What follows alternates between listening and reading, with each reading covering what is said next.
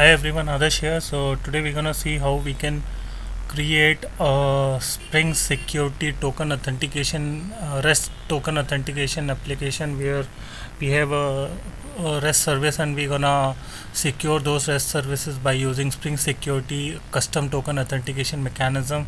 And in this application, we are not going for XML based configuration. Totally, it's annotation based configuration. So let's get into the code and see how it looks like. So starting from pom.xml. So in the pom.xml we have a standard group id, artifact id, version. Packaging is a WAV file because it's gonna be application as a web application, and then name, url, organizational tag, license tag, developers, repository configurations, and then we have a bunch of property where we have project name, source code encoding, jdk version, then spring version, spring security version. Spring version I'm using spring 1 dot 4.1.6 release, and for the spring security I'm using 4.1.0 release, and then followed by hibernate validator, mysql connector, slf4j, and logback version configurations, guava, commons lang, geonet, then mockito, http core, http client, and rest assure. So starting from spring web configuration, then spring web mvc dependency configuration, then we have a spring security web, spring security config, tag lib, then spring jdbc, spring bean, spring orm, transactional expression, and then we have a servlet dependency 3.1.3.0.1, then we have a JSTL, and then we have a spring orm, spring transaction, hibernate core, mysql connector, then we have a Jackson binding, Guava API, Commons, Apache Commons Lang, slf4j, logback, slf4j, and then we have a spring test as followed by geonet, then we have a geonet dep, mcrest core, library, Commons Lang, common code, Google JSON API, then we have a cache dependency here, then spring oxm basically for XML, and then we have a build configuration where we have a war file name, resources configuration, then we have a plugins here. So first we have a standard Maven compiler plugin, and then followed by JT server, embedded JT server plugin. So let's get into the code and see how it looks like. So starting from web.xml, we don't have anything, only we have a index.jsp page configuration. In the index.jsp we are just importing some bootstrap, jQuery related JS and CSS file, and we are just showing a message. Then we have a inside the static we have CSS, bootstrap CSS, and bootstrap main.css. JS we have bootstrap bootstrap JS and jQuery JS file. Then getting into the main, we have help where we have a help.txt and couple of screenshots. In the Java we have package com espark adarsh rest. Inside that we have a beans, we have a API server view bean. Basically this is a bean which gonna carry a response from the server to the client, the form of JSON, and then we have a response bean entity which will take different type of beans. It's a generic implementation, so we're gonna get a result. Then we have a configuration, so we have a persistence configuration.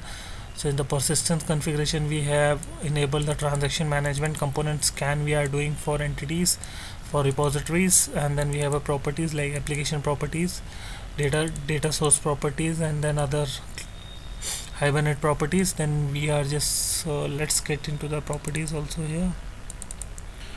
So if you see in the resources we have log4j.xml, then we have cache.xml, and then we have a bunch of properties inside the property. So we have application.property where we have a token, message, data source related property with all these are driver, class, URL, host name, port name, database name, username, passwords. And then we have a hibernate property where we have a dilate configuration, DDL, HBM to DDL configuration, and then show SQL, format SQL, and couple of other configurations here. followed by cache provider class configuration and second level cache configuration true. Then we have a Hibernate properties. Basically this is a backup file which I have kept. Actually this is a file which we are using currently. So we were in persistent configuration where we are getting a driver class name, URL, host name, port name, database, username, password, and then all the Hibernate related properties. So what we are doing, first we are creating a data source by concatenating, creating a URL, and then we have a database populator util. Basically what it does, it takes a data source and a SQL file which we have configured here. So in this SQL file we have a create statement, insert statements and all. So it's gonna execute on this database where the data source is pointing. Then what we have done here after this we are returning a data source. So we are creating a session factory class basically, and we are saying that where it need to scan for the package for entity classes. And inside this we are setting a data source Hibernate properties which we are getting from here. So whatever the property we have read from there, we are just creating a property object and then we are just setting here. And then we have a transaction manager which takes a session factory, and we have enabled the transaction manager. So that's how the persistent configuration looks like. So let's get into the Spring Web configuration where we have a Spring Web initializer. So we have mentioned all the configuration classes are persistent configuration, web MVC configuration, and REST web security configurations. So in the web MVC what we have done, we are enable the web MVC configuration class, component scan, importing, we are REST web services, web security configuration, persistent configuration classes we are importing into this, as well as we are extending from web configure adapter where we are just configuring, we are just creating a bean for internal view resolver, basically GSTL view class, and then we are just handling that anything with the /static it's resources.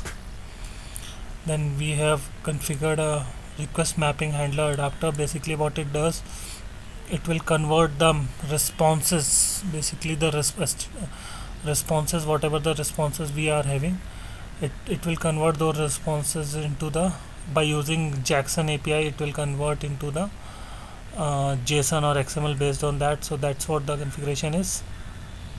And then here we are configuring a Jackson mapping converter, then property placeholder, and then this is a method. This is a method where we are just listing out our own all the custom converters and all. So it's a overridden method basically. And then we have a security configuration where we have a security initializer extending from abstract security web application initializer, and then we have a REST security configuration. So we have annotated this class with the configuration. We have enabled the web security, and we have enabled the global method security also. Then component scan for securities, extending from web security configurer adapter. We have configured anything comes with static index or REST login, it should be given, it should not be intercepted as a part of Spring security. And in the configure method we have configured that anything comes with /rest/star, it should be intercepted. CSRF we have disabled, session management we have made the stateless, and then we have mentioned that for login permit also that it can reach to the controller. For welcome, at least it should have admin, super admin or user role, or other than that it should be authenticated request. We have disabled the HTTP form disabled, remember me disabled, cache request cache disable, X509 disable, and for the logout the URL is ///logout, and in the case of logout successful, this REST logout successful handler gonna execute. And then we have configured our own token processing filter here for basic authentication filter, and in case of any exception authentication, and in case of any exception authentication entry point is executing, gonna execute, and then we have access denied handler also configured here. So let's see first. So what we have done, basically configure authentication builder. So we have configured authentication provider, get authentication provider. So it's a REST authentication API provider. We are creating an instance and we are just configuring, setting into this. Then we have authentication manager. So for that we have authentication manager B. Then we have a authentication token processing filter. This is our own custom filter. Inside this we are passing authentication manager and token service. Then we have authentication entry point, which work as a gatekeeper. It will intercept the incoming requests based on the configuration and may mark those requests as a unauthenticated, so that Spring Security gonna execute or take action on that and get validated. Access denied handler, we are configured we are creating a bean of access denied handler, then logout success handler, MD5 encoder, and then token service. All these are, we are creating a bean instead of XML. It's a annotation configuration. So let's get into the code and see.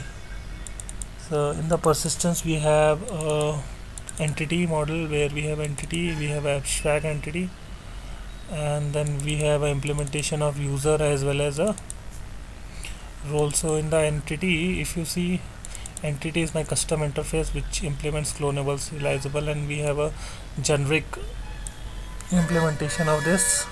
We have abstract entity where we have, I'm adding ID automated generated, and then we have abstract entity constructor, and then couple of methods. Then we have implementation in user class, which is annotated with entity as well as the table, extending from abstract entity. So ID I'm gonna get it there, but username, email, password, enable, and first name, last name, created date, updated date, all these things I'm getting here.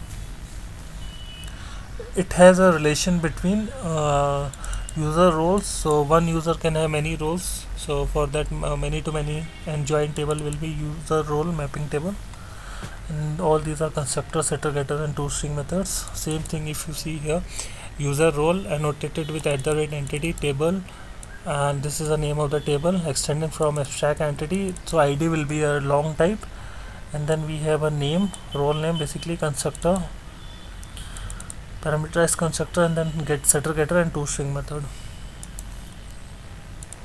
So inside the repository, I'm having a repository interface. We have an entity repository where all the generic methods are there. Then we have an abstract repository where all the generic implementation is there. Here inside this I am injecting a session factory object. I'm auto wiring a session factory object here.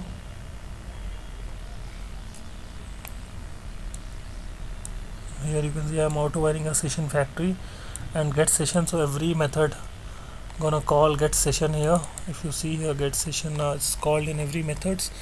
It will create the session and it does the CRUD operation, and some other useful methods are there.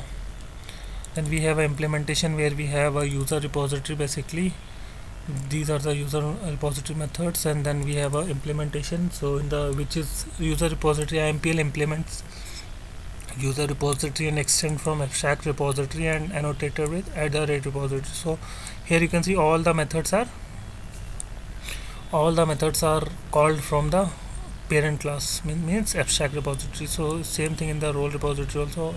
All, if we have some specific requirement, then only we'll just start implementing, otherwise everything will call from the parent.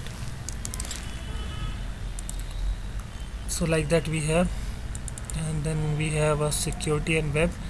So let's get into the user manager first. So user manager is an interface which have certain specification. Then we have an implementation where we are having implementation for all those methods. We have auto wired user repository as well as a role repository here. Then we have a controller. So we have a REST application controller. So I'll come to this after the security. Okay, rest.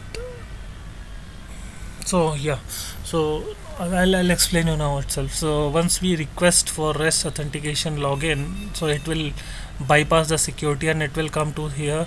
And in the request we are expecting username and password. So once we'll get the username and password, first time I'm saying when user is not logged in, so we'll get the username and password, and then we'll use user manager dot get user by name.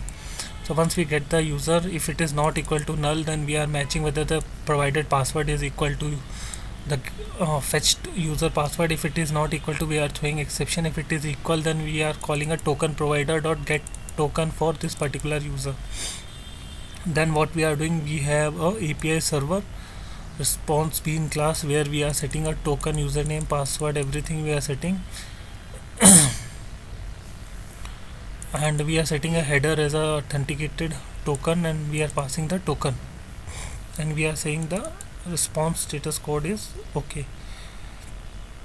We are returning the API server response bean class. If any exceptions happen, then it will come to the catch block, and where it will say unauthorized and all.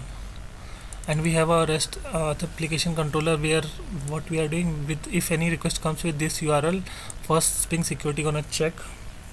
If it is a valid user, it will come to here. After that, we are using what we are doing, we are using a user manager dot get all user. We are just getting a list of the users. We are setting into the API server view bean class in the form of collection, and the collection contains the user. Then we are setting that, and we are returning the response. So let's get into the security part first. So I'm gonna tell you first from the entry point. So any request comes to this entry point, it will mark it as a unauthorized, so that Spring Security can work on that. Then we have a token processing filter class which extends from generic filter bean, where we have a token provider, authentication manager, token service or auto-wide, and we have a security context provider, our own custom class which provides a Spring Security context. Then we have a web authentication detail source. Then this is a constructor where we are passing authentication manager, token service. Then in the do filter, what we are doing basically, inside the request we are first we are typecasting it to HTTP servlet request, because we are getting a servlet request in the filter. It's a servlet specification method. Then we, in the header, we are checking for this token. If it is not null, then we are getting a token from the header, and we are saving it to the token reference. If it is not, token is not found, then it will go and it will execute do filter method basically. So suppose we didn't find the token, this is gonna execute, and it's gonna check whether in the current context, in the next filter, so whether the user is authenticated or not. Authentication object for this user is true or not. If it is not true, because we didn't find the token and we have not set the authentication object true in the security context, so it will throw an exception, and it will redirect it to the unauthorized access. So that is the case. Then take the scenario where we got the authentication token. So we are getting a token is not equal to none. Then we are checking whether token provider is valid token or not. If it is a valid token, then what we are doing, inside the EH cache, first we are checking whether the token is cached in the cache. If it is cached in the cache, we will get the token. We will check the token. So if token is there, what we are doing, we are just getting the authentication object from the cache itself. What we have done first time when user is authenticated, so in the else part, if you see, if user is we didn't get the token, but token is valid, so it will come to the, we didn't get the token in the cache, so it will come to the second part. So where what we have done, user token provider dot get token, from that token we will get the user object, and that user object we are passing into the authentication user method, where we are passing request user and token. So inside this method, what we gonna do, we are just creating a username, password, authentication token instance, and then we are setting a detail into the web authentication detail source, and we are building the detail by passing this request. So why we are passing this request object, because if user is a valid user, token is everything is okay, then Spring Security need to forward the request to the requested URL, and also those parameters are still there in the request. That's why we are securing this. Then after this, what we have done, authentication manager dot authenticate.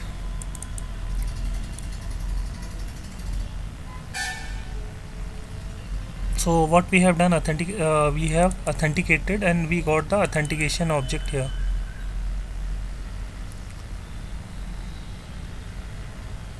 And what we have done, we have just a minute, this is a typo mistake which I have done. So I have done the refactor. Basically it's what we have created this instance of a username password authentication token. We have set the username as well as the user password. We have set the details of web authentication detail source, building the request for that authentication, and then from the security context we get the context. And what we are doing, we are saying authentication manager dot authenticate, and we are passing this instance. So whatever the authentication details are there, that is inside this authentication object. So we are setting the authentication of this particular user into the security context, as well as we are storing into the cache, basically token as well as the authentication object. So I was here. So and then what we are doing, we are just passing the request to the we are just forwarding a request to the next level. And once after the request process, this code gonna execute, which will clear up the authentication from the security context, basically. So this is the custom token. Then we have access denied handler, which gonna execute if anything goes wrong.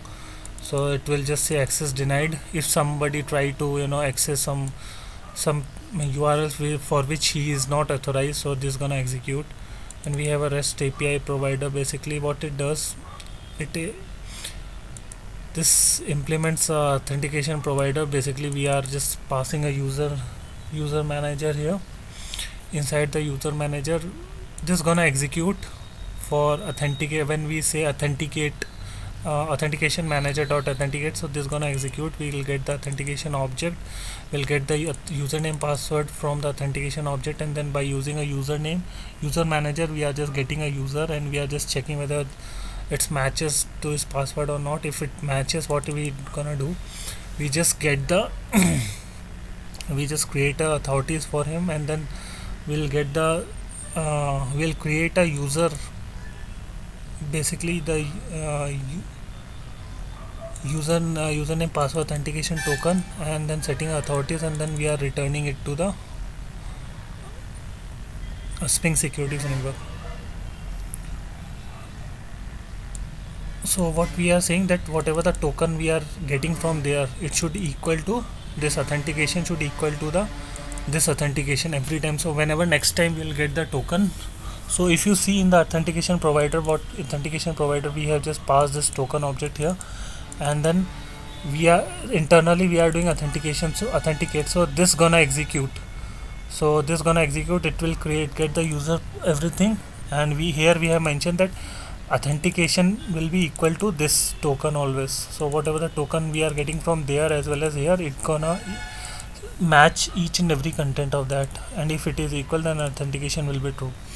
Then we have authentication failure handler, which gonna execute when we are unable to authenticate the user. We have a logout success URL, basically which will set the messages in the form of JSON. For this we have used a JSON API. What we have done, we have just get the response object, setting a content type, and then standard response.get write the messages and all.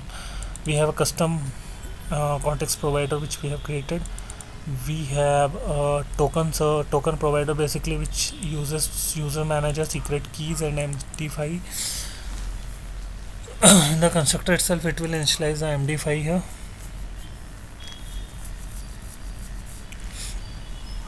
Once we say get token and passing the user object, what it does, it use a Joda API. So it will get the time of now plus 1 day, means tomorrow's time, in the millisecond form, and it will call the get token method, where it will come to this. will come to this and it will create a token by using username, expiration, millisecond, which we got it for tomorrow's, and then keys and all. It will get the byte, it will encode that into base 64 encoding, replacing a new line characters and all.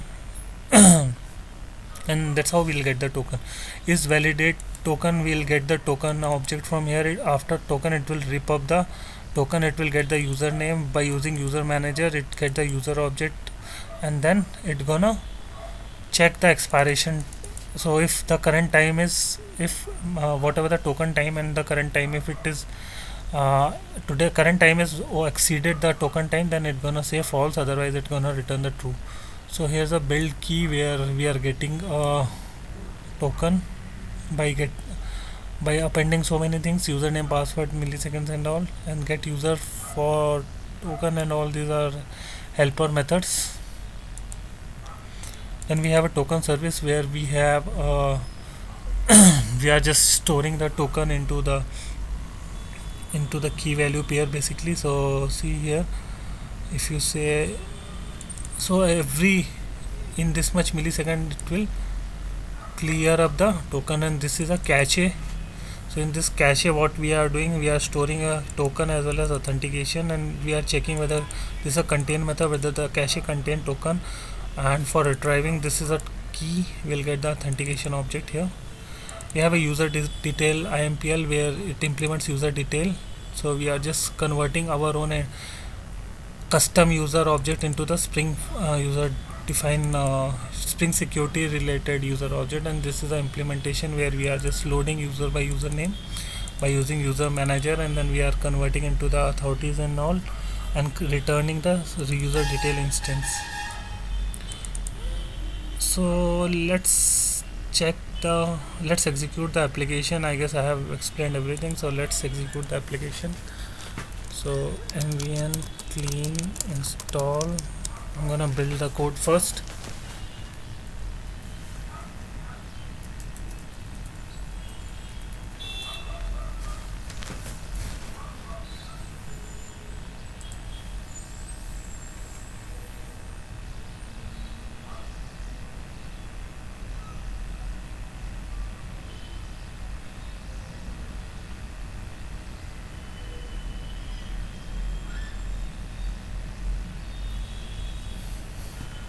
So my build is successful, and now I'm gonna execute this mvn jetty. I'm invoking a embedded container by calling this command mvn space jetty :run. So it's gonna execute my jetty server.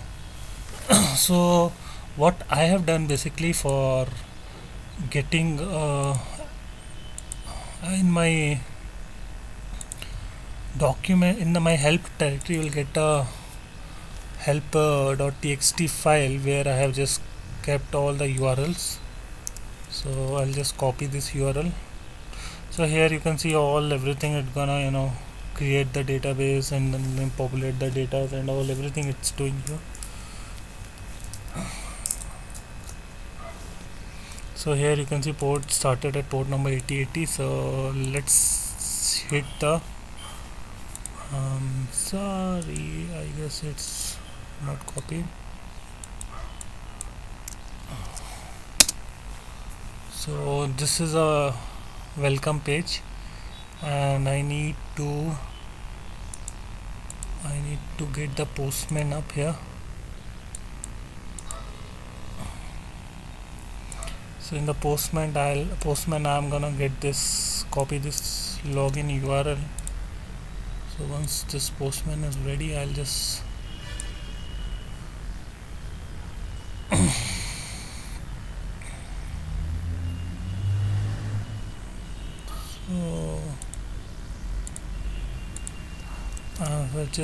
I have just made it the post request, setting the content type as a application -json, and then in the body I am sending a rob, and not this one,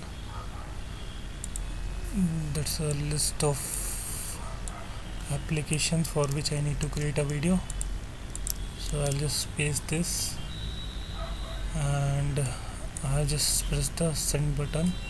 So here you can see that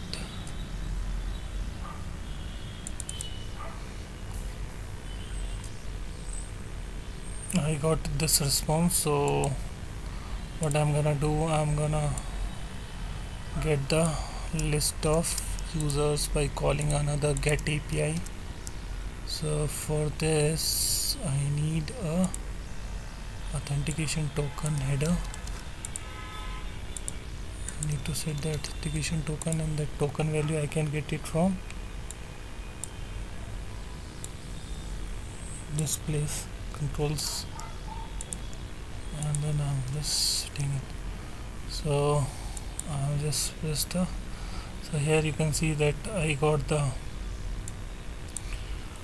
username, password, these are the this is a list of users which I get from the database basically. And then I'm having a logout URL. So in the logout URL, what I'm gonna do, press logout.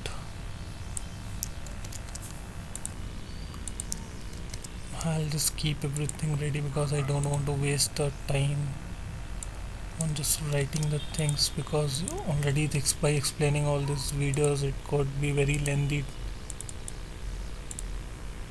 So this is a logout URL. If I say send, so you can see logout successful. My application logs, if you see, rest logout checking. So that's how we can just do this. These sort of, we can just address these sort of use cases where we need to configure everything by using annotation. So I'm gonna save this code to my GitHub Adarsh Kumar GitHub repository, which is Adarsh Kumar Singh /Spring Security. So my all applications are there. So you can see a lot of applications I have created. So all applications are there, and so I'll come up with something else new and interesting. Till then, take care. Bye. I hope this will help you to understand the concepts.